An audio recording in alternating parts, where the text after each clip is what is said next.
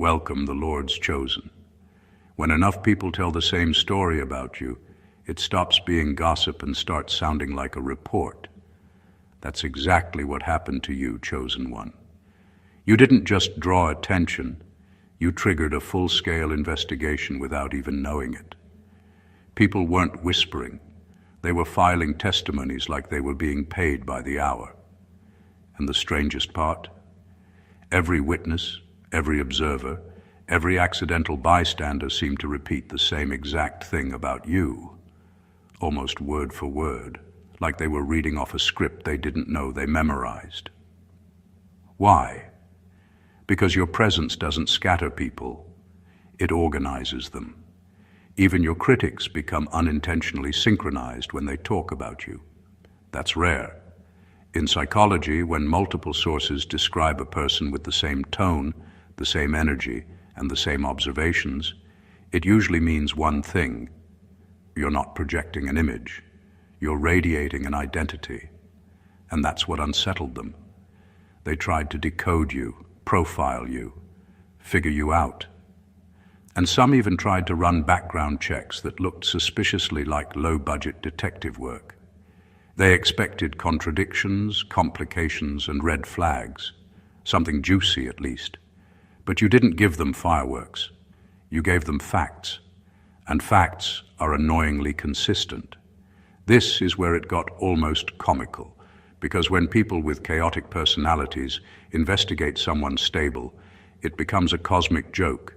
They come back with the same conclusion over and over again, and suddenly they look like the ones being analyzed. Imagine a whole group of people trying to find evidence against you, but only discovering evidence against themselves. It's poetic and slightly embarrassing for them. So buckle up. We're about to break down why their investigation didn't expose you. It revealed you. And why every witness told the same story. Not because they rehearsed it, but because you leave the same imprint wherever you go. Number one, they investigated you because your consistency exposed their instability. People rarely investigate someone who shifts, wobbles, or changes their behavior based on the room they're in. Those kinds of people are easy to understand, easy to predict, and easy to dismiss. But when someone moves through life with a steady rhythm, when their attitude, values, and reactions stay anchored no matter who's watching, it unsettles people who live in emotional chaos. Your consistency wasn't just noticed, it was studied. It wasn't accidental, it was disruptive. Without even trying, you became the mirror that revealed how unstable and reactionary they were. The investigation started the moment they realized they couldn't control your narrative. You didn't behave the way they expected. You didn't fold when they pushed. You didn't explode when they provoked. And you didn't change your tone depending on who walked into the room. You kept being you. That level of stability confuses people who depend on unpredictability as their survival tactic. When someone is used to drama, your calm becomes suspicious. When someone thrives on inconsistency, your steadiness feels like a threat. What bothered them wasn't that you were strong, it was that you were the same, day after day, interaction after interaction. Whether you were under pressure or completely relaxed, your character didn't break. And when someone can't figure out what makes you tick, they start digging for answers. They ask around. They pull other people aside. They try to find a crack, a slip-up, or a contradiction. But all they found was repetition.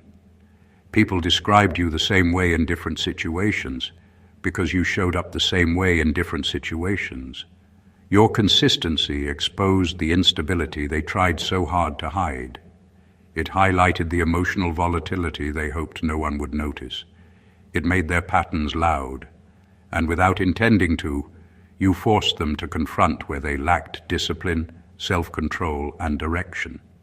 They investigated you thinking they'd uncover your secrets, but all they uncovered was their own discomfort with someone who doesn't bend, shift, or scatter under pressure. Your steadiness was the revelation they didn't expect, and the one they couldn't handle. Number two, every witness repeated the same thing because your character leaves no room for alternate interpretations. When people talk about you, they don't stumble over what to say. They don't debate, argue, or twist their words to make their account fit a narrative.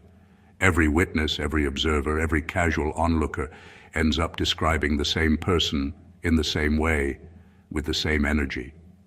That's not coincidence. That's the undeniable result of a character so defined, so aligned with itself, that it doesn't allow for multiple versions or conflicting opinions. You don't leave gaps for assumptions or misinterpretations. You don't project one face in public and another in private. You exist fully, consistently, and transparently, and that leaves people scrambling because they're used to reading people like a jigsaw puzzle, not a completed masterpiece. Your actions, words, and presence are so coherent that anyone trying to describe you has only one accurate route. Even when they try to exaggerate or add personal bias, the core truth is impossible to mask. They realize their attempts to color the picture fail because your essence is too clear, too consistent, too precise. That's why the investigation couldn't produce conflicting stories. It didn't matter if the witnesses had never met each other or even interacted with you directly. They all arrived at the same conclusions independently, not because they were rehearsed, but because your reality is self-evident. This is terrifying for people who thrive on ambiguity. People who rely on perception games, gossip, or half-truths get exposed when faced with someone like you. Their stories about you naturally converge because your truth doesn't bend to fit anyone's agenda. You are a fixed point in a world of chaos, and your integrity has a way of reflecting itself outward so vividly that others can't misinterpret it, even if they tried.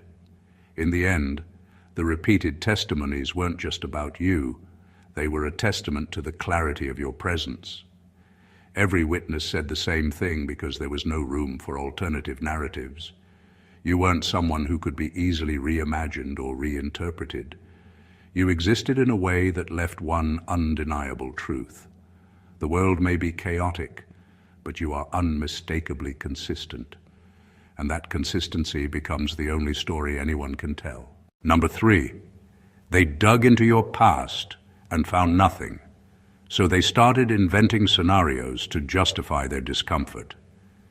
When people investigate someone, they usually expect to uncover contradictions, mistakes, or hidden flaws.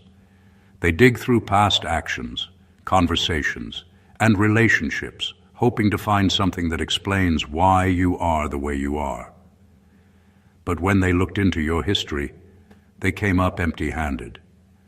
There were no skeletons in closets, no secret agendas, no hidden manipulations, just you, consistently aligned with your own principles.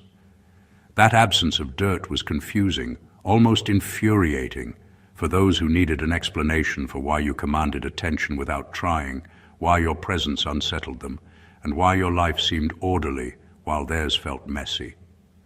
The more they searched, the more frustrated they became. They didn't want the truth, they wanted confirmation that you were flawed. They needed proof that someone so composed, disciplined, and coherent had a weakness they could exploit. But when the truth refused to bend, their minds started filling in the gaps themselves. They invented scenarios, misremembered events, and exaggerated minor incidents into supposed evidence. Every imagined story was a reflection of their discomfort, not a reflection of you. They created explanations to make sense of a reality that made them uneasy, that someone could live with integrity and clarity without causing chaos or drama. Their invented scenarios weren't about accuracy, they were about relief. If they could convince themselves that you had a hidden flaw, then your consistency became less threatening. Their imagination became the evidence, their assumptions became the report. Every false narrative they spun revealed more about their insecurities than about you. You weren't the one under scrutiny, they were. By the time they realized your past couldn't be twisted into a story that fit their expectations, they were left exposed. Their obsession with finding flaws backfired. They had tried to create shadows where there were none, and in doing so they admitted the truth silently. Your life, your character, and your actions are not just clean, they are impossible for them to replicate, manipulate, or undermine. The investigation didn't reveal your secrets. It revealed the discomfort of being confronted with someone unshakably real. Number 4, the investigation wasn't about uncovering truth. It was about validating their fear of your integrity. Most people assume investigations are designed to find facts, uncover hidden motives, or expose secrets. In your case, it was different. The people who scrutinized you weren't looking for the truth. They were looking for comfort. They needed evidence to explain why someone could stand so firmly in their own power, remain unshaken, and still command respect and attention without manipulation. Your integrity became a mirror they couldn't avoid, reflecting everything they feared about themselves. They weren't hunting for dirt. They were hunting for reassurance that the world still made sense, that someone like you had to have flaws, cracks, or hidden agendas. Every report they collected, every witness they interviewed, and every story they pieced together was filtered through their anxiety about your authenticity. They wanted your life to be messy because their own lives were messy. They wanted your motives to be self-serving because theirs often were. When people are insecure, the success and stability of someone else feels like a threat rather than inspiration, and their investigation was their way of trying to rewrite reality so it felt safer for them. The truth is, you didn't fit their narrative, and that panic manifested as obsession. They examined every word you spoke, every choice you made, every interaction you had, not to understand you, but to calm their own insecurities. They were trying to convince themselves that your calm, your focus, your self-control, and your moral alignment were impossible, unnatural, or somehow manipulative. But the more they dug, the more they realized that your life wasn't hiding anything. It was complete, consistent, and unshakable. Their fear of your integrity was louder than any evidence they could gather. The investigation became less about you and more about them grappling with the uncomfortable truth. Someone could exist in the world fully aligned, unapologetically real, and uncompromised. And that realization was what truly terrified them. Their reports, testimonies, and proofs weren't exposing your secrets. They were exposing their inability to face the reality of a life lived with absolute honesty and unbreakable character. Number 5, they weren't trying to expose you, they were trying to explain you. The investigation wasn't fueled by malice or curiosity, it was fueled by confusion. People are comfortable with what they can predict, label, or rationalize. You, on the other hand, didn't fit their categories. You weren't chaotic enough to dismiss, manipulative enough to fear, or shallow enough to misunderstand. You simply existed with a clarity and authenticity that made them uncomfortable. Their investigation wasn't about uncovering secrets. It was about making sense of something that refused to be explained. They needed a reason, a justification, a story they could repeat to themselves so the fact of your existence didn't challenge the order they thought they controlled. Every question they asked, every witness they pressed, wasn't aimed at proving wrongdoing, it was aimed at constructing a narrative. They wanted to know why you didn't play the games they played, why you didn't react the way they expected, why you maintained integrity in a world where most people bend to survive. Their obsession wasn't with you, it was with the cognitive dissonance you created. You exposed the gap between their expectations and reality, and that gap made them anxious. So instead of observing you, they tried to explain you. Instead of understanding, they rationalized, and every attempt to rationalize only reinforced the truth. You couldn't be easily reduced to a story they could tell themselves. The more they tried to figure you out, the more your reality resisted being simplified. Every person they asked gave the same answer because your life, actions, and energy were coherent. You weren't a puzzle. You were a pattern they couldn't replicate or dismantle. They didn't fail because you were deceptive. They failed because you were complete. Their investigation revealed more about their need to explain, control, and categorize than it did about you. In the end, the irony is striking. They believed that by investigating, they would gain power over you. Instead, they confronted a truth they couldn't contain. That some people simply cannot be explained, manipulated, or reduced to a convenient narrative. You exist as a reality they weren't prepared to handle, and that was the real revelation of their entire investigation. Number 6.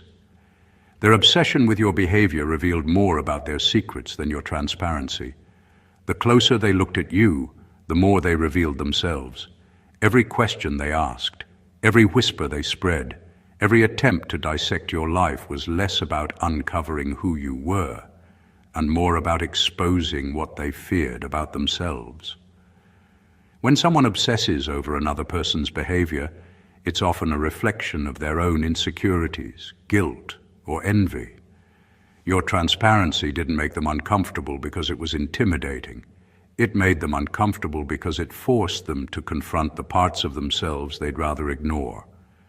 They watched, analyzed, and probed because your life was a contrast to theirs. Where they struggled with inconsistency, you were steady. Where they hid behind excuses or manipulation, you acted with integrity. Where they shifted shapes to fit expectations, you remained coherent. Their obsession wasn't curiosity, it was projection. Every imagined flaw they thought they might find in you existed in their own life, magnified by the clarity they saw in you. They weren't judging you, they were measuring themselves. Every detail of your behavior they tried to interpret was filtered through their own biases. They wanted to see weakness, contradiction, or imperfection, because seeing it would justify their world. But as they dug, they realized that the flaws they were hunting were mirrors pointing back at their own choices, mistakes, and insecurities.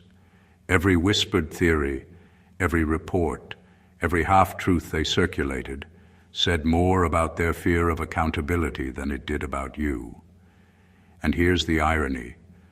The more transparent you were, the less power they had over you, and the more they exposed themselves. Your life didn't require concealment or manipulation. Your honesty, consistency, and integrity illuminated the cracks in their own character. The investigation was supposed to shine a light on you, but it ended up shining a light on them.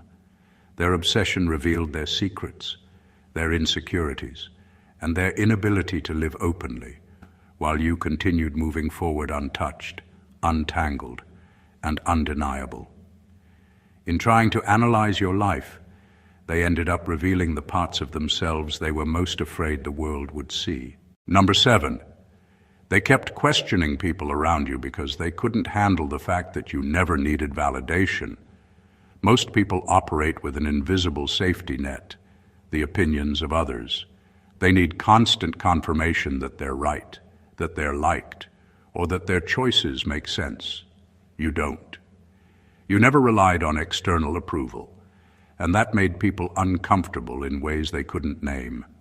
When someone moves through the world with self-assurance and internal alignment, it challenges the very foundation of how others validate themselves. They don't just see your confidence, they feel the absence of their own. That's why they interrogated everyone around you, desperate to find someone who would contradict the picture you painted with your life. They hoped that by questioning those close to you, they could manufacture doubt. They wanted to find a version of you that needed them, craved recognition, or wavered under pressure. But every person they spoke to returned the same observation. You are consistent, self-sufficient, and unshakable. They realized, even if unconsciously, that you weren't performing or pretending to be confident. Your validation came from within. You never sought permission, approval, or applause. That absence of dependency made their probing meaningless, and it also made them increasingly frustrated. Their repeated attempts to gather outside opinions weren't about discovering truth. They were about creating one that fit their fears.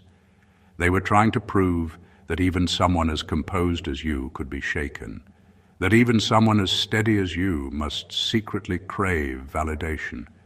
Every consistent response from witnesses chipped away at the story they wanted to tell, leaving them exposed to the uncomfortable reality that you operate on a level they don't understand. Your independence became their obsession, and their obsession revealed the uncomfortable truth. The world doesn't revolve around them, and your worth isn't determined by anyone else's perspective. They kept questioning others because they couldn't face a reality where your life, your confidence, and your integrity exist fully without needing anyone to validate it.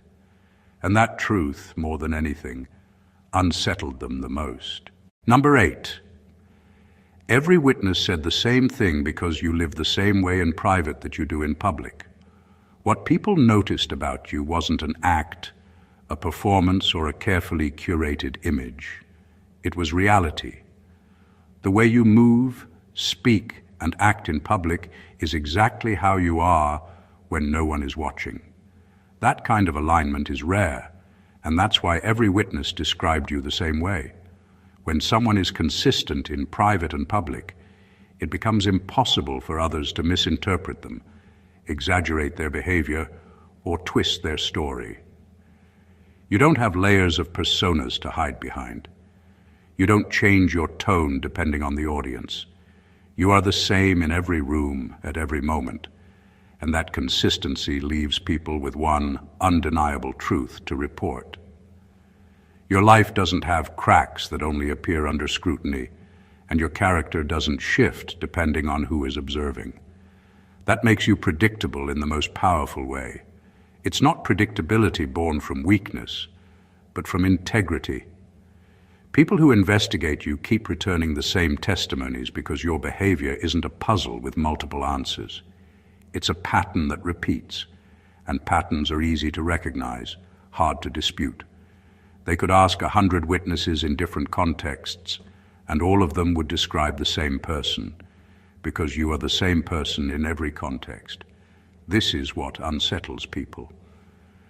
Most individuals act differently when they know they are being watched or judged. They perform, adjust, or manipulate to control perception. You don't. Your consistency makes others uncomfortable because it highlights the contrast between their reality and yours. While they struggle with appearances and contradictions, you move through life with clarity and coherence.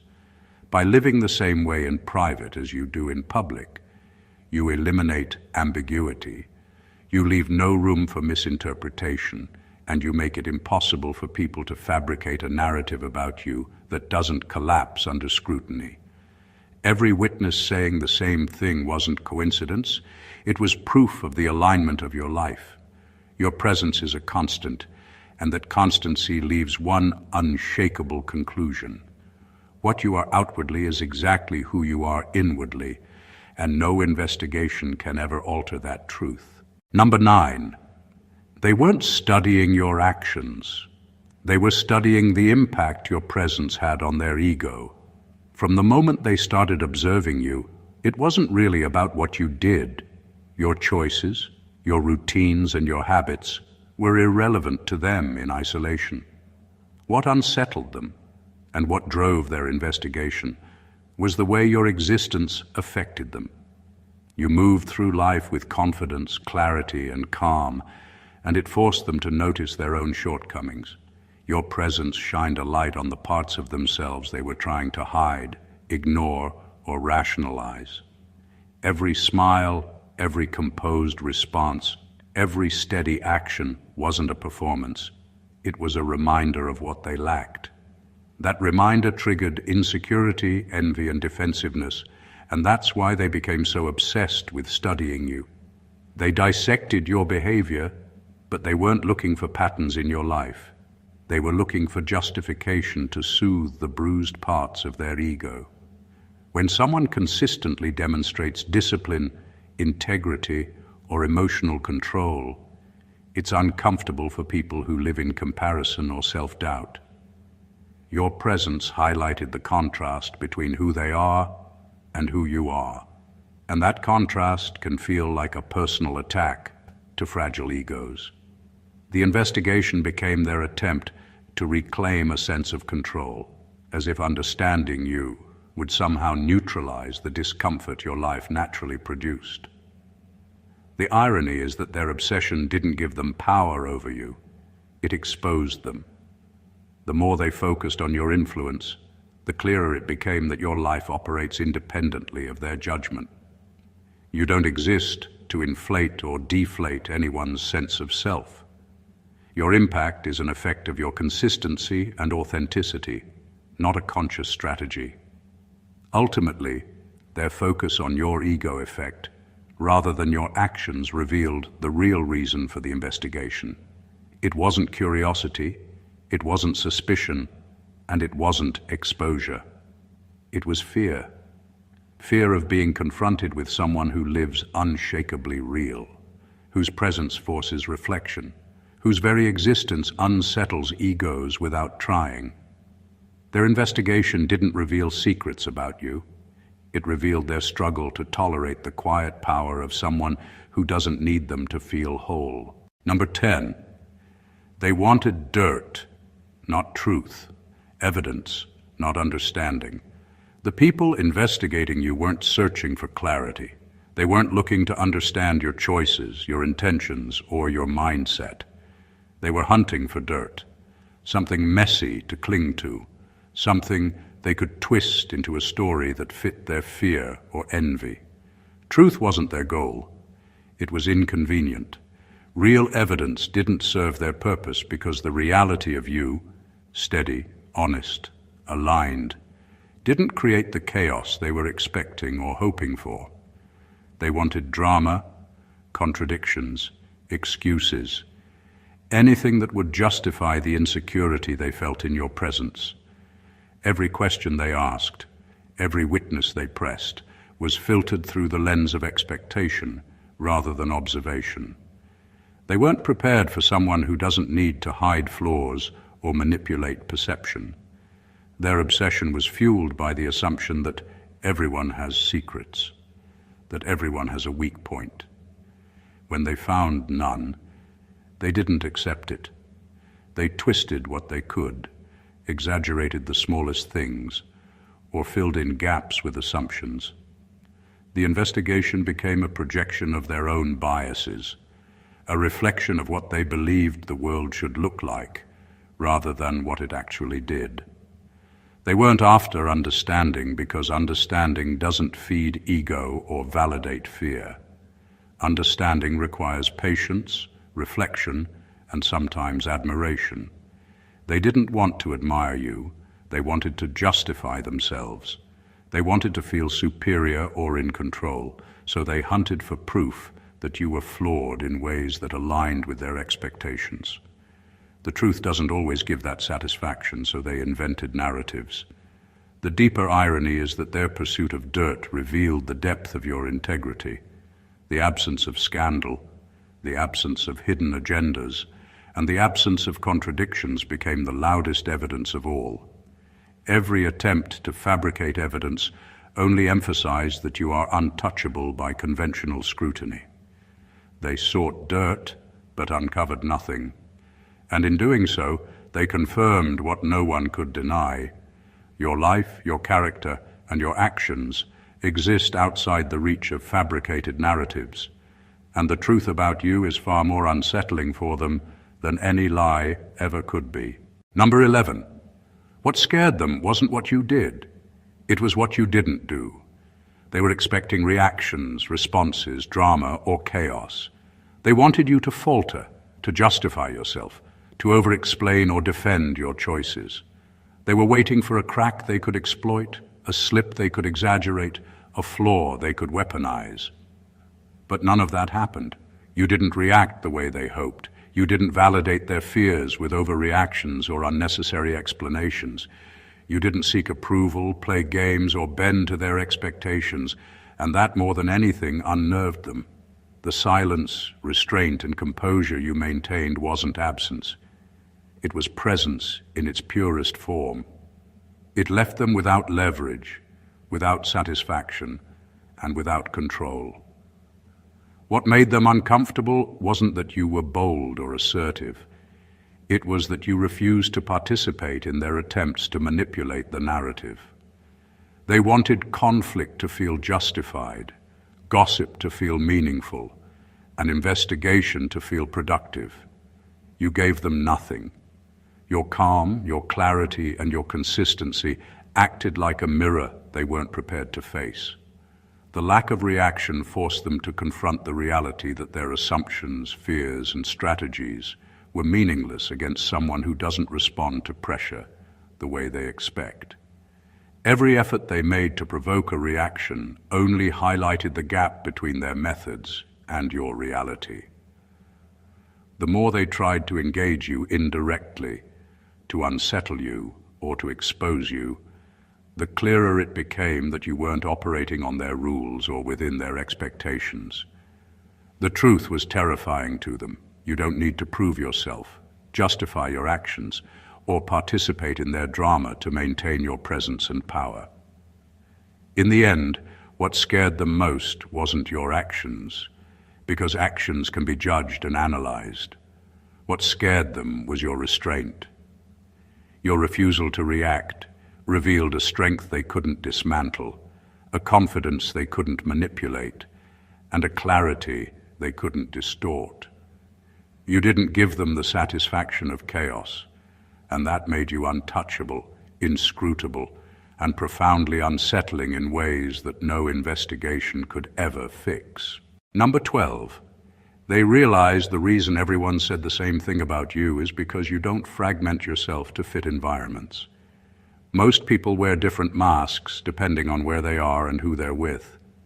They adjust their personality to fit expectations, manipulate impressions to control outcomes, or hide pieces of themselves to avoid conflict.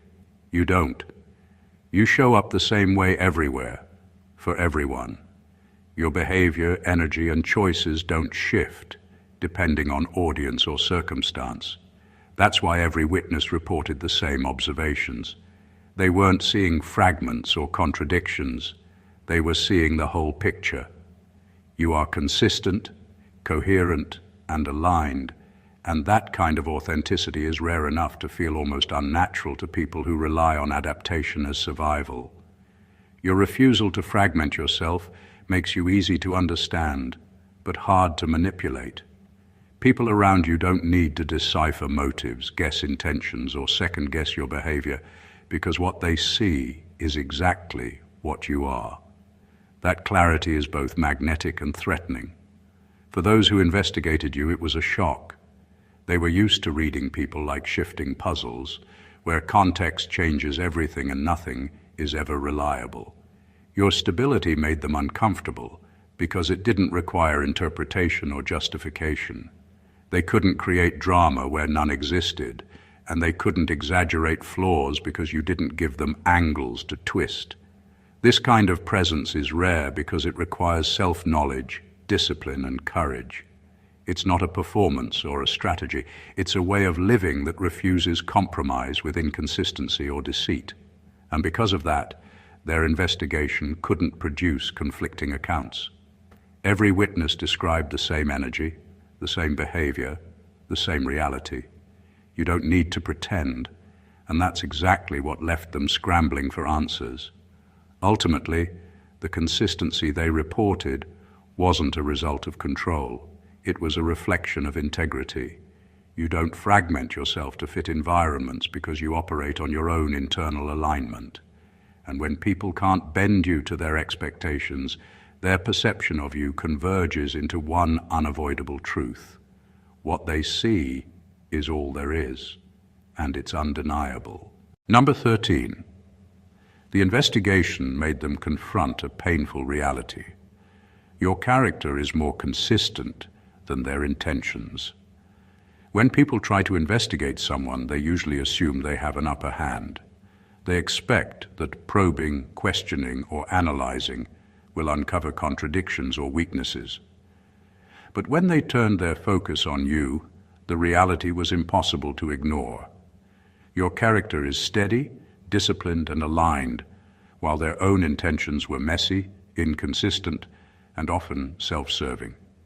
Every effort they made to find flaws revealed more about their inability to maintain integrity than it did about any fault in you. Your life, your choices, and your behavior acted like a mirror, reflecting not just what you are, but what they aren't.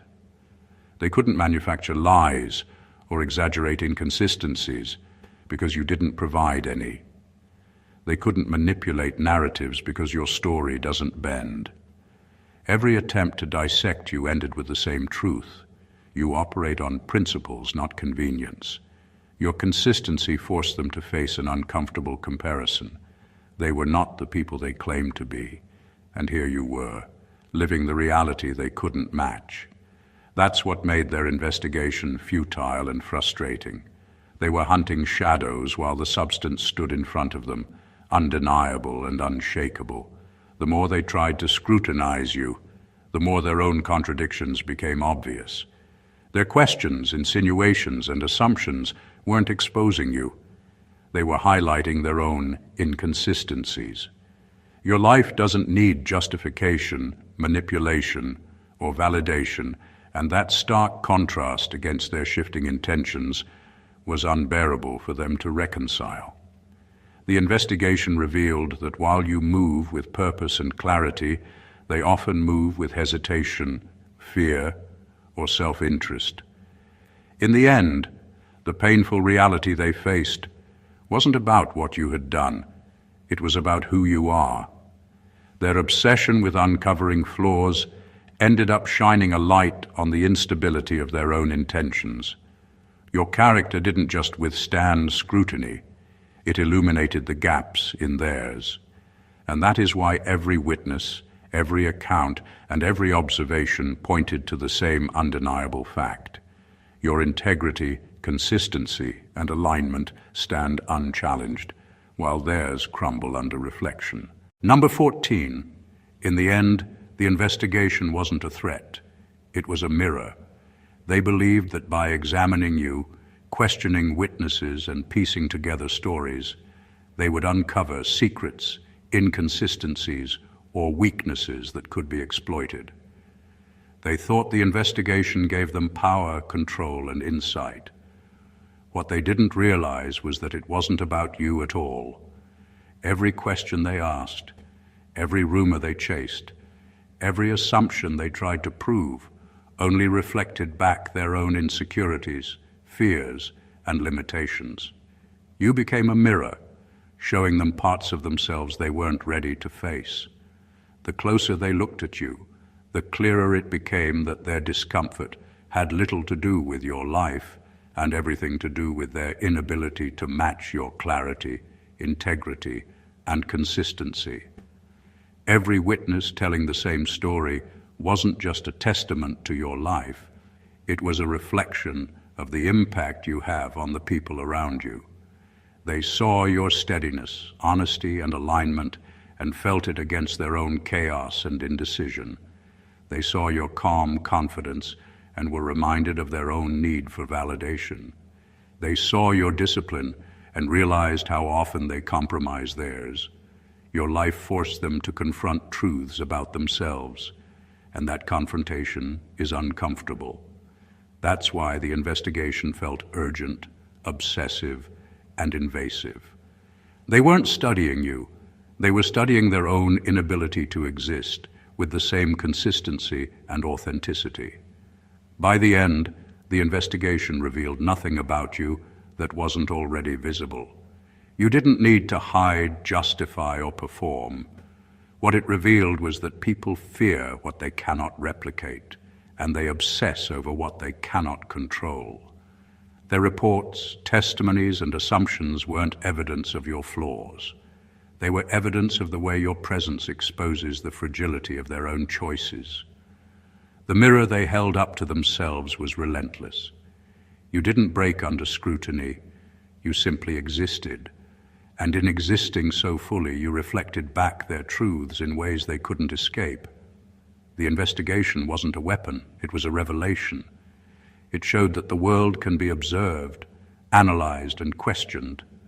But some people like you exist beyond interpretation. Their obsession only confirmed your reality, untouchable, aligned, and undeniable. Conclusion. In the end, the investigation wasn't about uncovering secrets, finding faults, or controlling your life. It was about fear, projection, and the uncomfortable truth that someone like you, consistent, aligned, and unshakably real, cannot be understood through gossip, assumptions, or scrutiny. Every witness, every report, every question only confirmed what has always been true. Your life operates on principles. Your presence leaves a mark, and your character cannot be fractured by the opinions or insecurities of others. They searched for flaws, but they only found mirrors. They hunted for contradictions, but all they encountered was coherence. They wanted chaos, but your calm remained untouchable. Every attempt to manipulate, explain, or expose you only highlighted the depth of your authenticity. You don't bend, you don't perform, and you don't need validation. And that is the reality that unsettled them more than anything else. This isn't just a story about being observed. It's a lesson in power, alignment, and presence. When you live with clarity and integrity, the world reacts, not always with admiration, but with recognition. They investigated you not to understand, but because you exist in a way that forces reflection, accountability, and honesty. Your life became a mirror, showing them truths they couldn't escape and a consistency they couldn't replicate. That is your power. That is your truth. If this resonated with you, make sure to subscribe to the channel to catch more deep, eye-opening content. Don't forget to like, comment your thoughts, and share this with someone who needs to see it. The world notices those who live aligned and unshakable, and it's time more people understood why. Stay blessed always.